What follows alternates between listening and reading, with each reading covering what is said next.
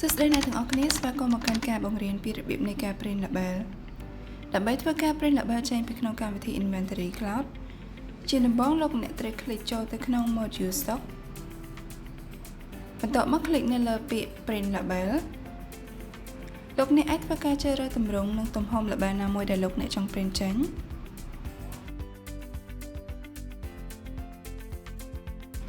បន្ទាប់មកអាចជ្រើសរើសឈ្មោះសាខានិងបន្ថែមក្រុមតំណែង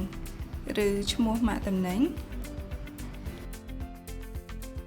លោកអ្នកក៏អាចកំណត់ print barcode ទៅតាមឈ្មោះតំណែងឬ print ទៅតាមຂະຫນາດរបស់តំណែងនីមួយៗក៏បានបន្ទាប់មកចុចនៅលើប៊ូតុង Add ដើម្បីជ្រើសរើសតំណែងដែលលោកអ្នកចង់ print ចេញ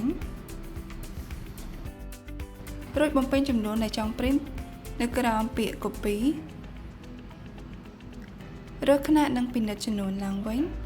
រួច click Preview បន្ទាប់មកលោកអ្នកអាច click នៅលើសញ្ញានេះដើម្បី print ចេញ